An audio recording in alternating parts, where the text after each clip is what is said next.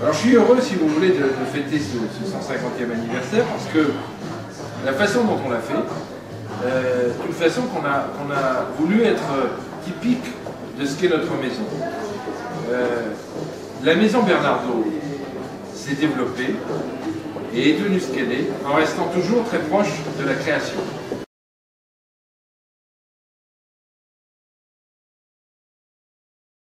Quand on a commencé à réfléchir sur la façon de fêter notre 150e, alors on avait l'option classique qui aurait été de faire une rétrospective des meilleures créations des 150 ans, et on a dit au contraire, on va essayer de rentrer dans l'ADN de la manufacture et de faire appel à des artistes contemporains pour faire un témoignage sur assiette.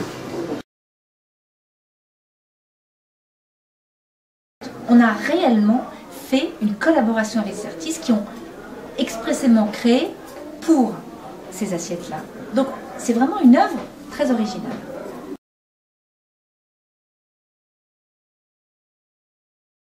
Quand les gens achètent du Bernardaud, ils achètent une qualité parce qu'on passe notre temps à nous améliorer. Sauf que les artistes, quand ils nous envoient un dessin, ils ne se demandent pas si on va être capable de le faire ou pas. Ils nous demandent de le faire, point. Donc à nous de trouver des solutions. Et comme vous savez, la porcelaine, elle est émaillée, donc elle est brillante. Or, David Lynch, il nous envoie comme des toiles, comme des huiles sur toile. On n'allait pas lui donner une impression totalement brillante. Donc on a dû se creuser la tête pour essayer de trouver un émail qui était plutôt presque huileux. Vous irez regarder les assiettes, vous verrez, il y a un côté presque huileux. Alors, David Lynch, il a créé 12 assiettes à dîner, comme un scénario, qui se décline sur 12 assiettes. Sur chaque assiette, il y a un bout de phrase du scénario, avec un numéro qui se trouve en dessous pour être sûr que vous mettiez les assiettes dans le bon ordre. Et évidemment, quand vous lisez l'histoire de A à Z, il n'y a pas vraiment de sens, parce que David Lynch, même quand dans ses films, etc., il n'apporte pas de réponse, il pose beaucoup de questions.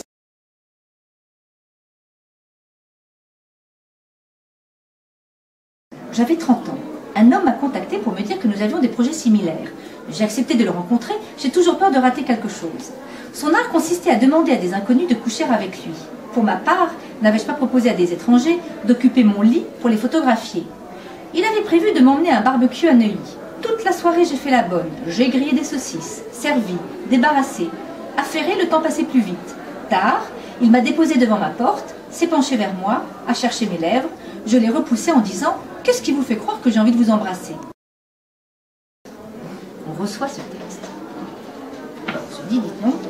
Et donc, nous avons décidé de le faire courir sur des assiettes à dîner, au centre de l'assiette, comme ça.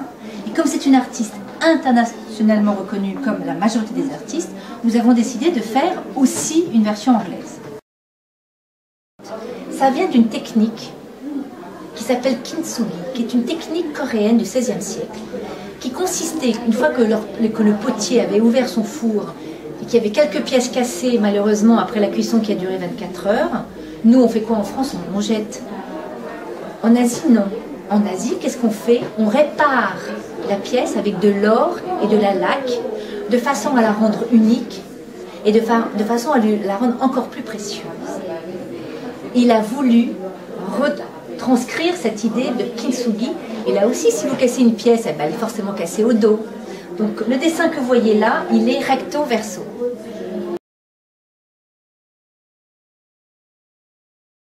Et la porcelaine est apparue en Europe à partir du XIVe siècle, XVe siècle, et à l'époque ça venait de Chine, et donc ça coûtait très cher.